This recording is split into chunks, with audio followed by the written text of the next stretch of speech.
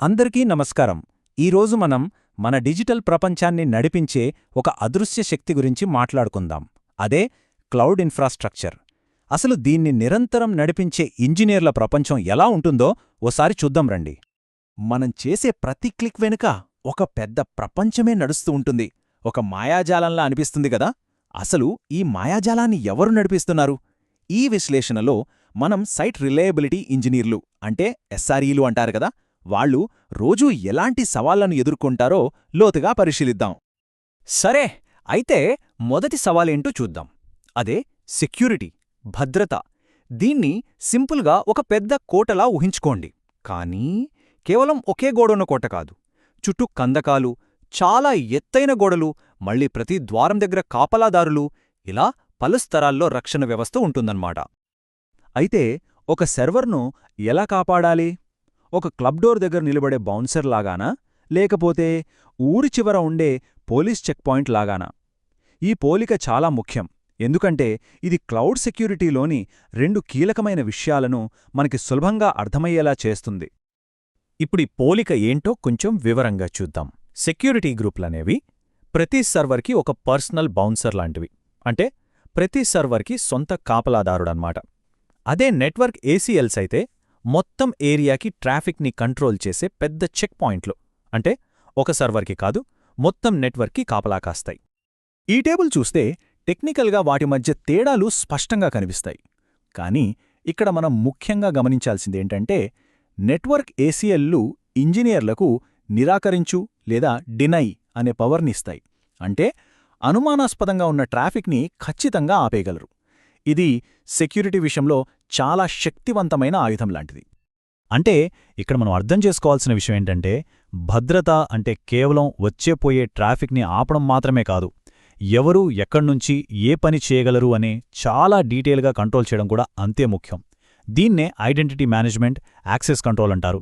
ఇది కూడా మన కోట రక్షణలో కీలకమైన భాగాలు. సరే, మన కోట ఇప్పుడు చాలా భద్రంగా ఉంది. మరి తర్వాత సవాలేంటి? కోట లోపలున్న వేర్వేరు భవనాల మధ్య, అంటే మన సిస్టమ్స్ మధ్య సురక్షితంగా, వేగంగా కమ్యూనికేషన్ ఎలా జరగాలి? అంటే అన్నీ ఒకదానితో ఒకటి ఎలా మాట్లాడుకుంటాయి? ఇక్కడే ఒక ఇంట్రెస్టింగ్ పజిల్ వస్తుంది. బయటి ప్రపంచానికి అస్సలు కనిపించకుండా దాచిపెట్టిన ఒక ప్రైవేట్ సర్వర్కి పబ్లిక్గా కనిపించే ఐపీ అడ్రస్ ఎందుకు అవసరం? వినటానికి కొంచెం వింతగా ఉంది కదా, కాని క్లౌడ్ ప్రపంచంలో ఇది చాలా కామన్ ప్రాబ్లం. ఈ పజిల్ని సాల్వ్ చేయడానికి ఇంజనీర్లు వైట్ లిస్టింగ్ అనే ఒక కాన్సెప్ట్ని వాడతారు. ఇది చాలా సింపుల్. ఒక పెద్ద పార్టీకి వెళ్లేటప్పుడు గెస్ట్ లిస్ట్లో పేరుంటేనే లోపలికి రానిస్తారు కదా, అచ్చం అలాగే ముందుగా అనుమతి ఉన్నవాళ్లను మాత్రమే యాక్సెస్ ఇచ్చే పద్ధతి అన్నమాట.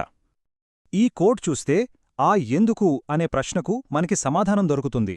ఇక్కడ ఏమవుతుందంటే, ఎప్పుడూ మారని ఒక పర్మనెంట్ పబ్లిక్ అడ్రస్ని, అంటే ఎలాస్టిక్ ఐపీ అని పిలుస్తాం, దాన్ని మన పార్ట్నర్కి ఇస్తాం.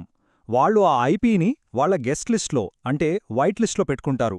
దీనివల్ల మన సేఫ్ నెట్వర్క్ నుంచి వచ్చే ట్రాఫిక్ని మాత్రమే వాళ్ళు నమ్మి లోపలికి రానిస్తారు. అయితే ఇది కేవలం ఒక్క సర్వర్ని కనెక్ట్ చేసే సమస్య కాదు. ఇదే కాన్సెప్ట్ని పెద్ద పెద్ద నెట్వర్క్లకు అప్లై చేస్తే అప్పుడు సవాలు ఇంకా పెద్దదవుతుంది. వందల, వేల నెట్వర్క్లను ఒకదానికొకటి ఎలా కనెక్ట్ చేయాలి?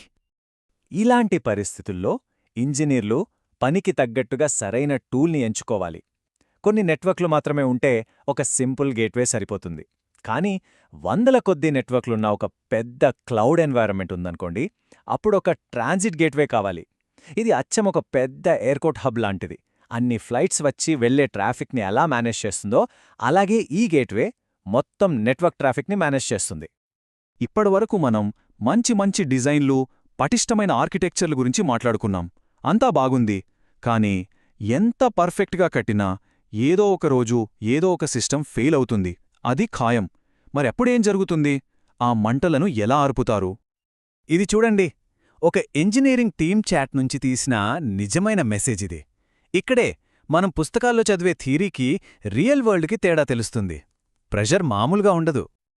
అలాంటి టెన్షన్ సిచ్యువేషన్లో ఇంజనీర్లు పానిక్ అవ్వరు. ఎందుకంటే వాళ్ల దగ్గర ఒక సీక్రెట్ వెపన్ ఉంటుంది. అదే ఒక క్లియర్గా స్టెప్ బై స్టెప్ ప్రాసెస్తో రాసుకున్న ప్లేబుక్. సమస్యను ఎలా కనుక్కోవాలి, ఎలా పరిష్కరించాలి అని ఇది వాళ్లకు దారి చూపిస్తుంది. ఒక మంచి మెకానిక్ ఏం చేస్తాడు?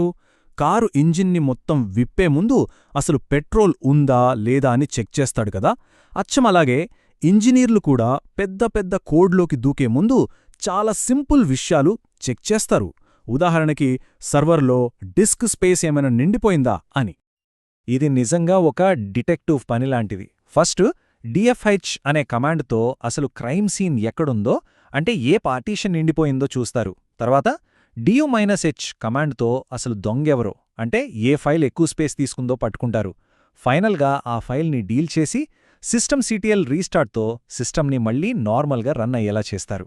ఈ స్టెప్ బై స్టెప్ ప్రాసెసే ఒక ఎస్ఆర్ఈ పనిలో చాలా కీలకం. చూశారు కదా, భద్రత నిర్మించడం దగ్గర్నుంచి అన్ని సిస్టమ్స్ని మాట్లాడించడం వరకు, మధ్యలో ఏదైనా ఫెయిల్ అయితే దాన్ని సరిచేయడం వరకు క్లౌడ్ నడపడం అనేది ఒక నిరంతర సవాలు. టెక్నాలజీ రోజురోజుకి ఇంకా సంక్లిష్టంగా మారుతోంది. అలాంటప్పుడు ఈ వ్యవస్థలు నిర్మించే, వాటిని కాపాడే ఇంజనీర్ల పాత్ర ఇంకా ఇంకా కీలకమవుతుంది. మరి మనం ఆలోచించాల్సిన ప్రశ్న ఒక్కటే: ఇంత కాంప్లెక్స్గా మారుతున్న ఈ డిజిటల్ ప్రపంచాన్ని భవిష్యత్తులో ఎవరు నిర్మిస్తారు, ఎవరు కాపాడతారు?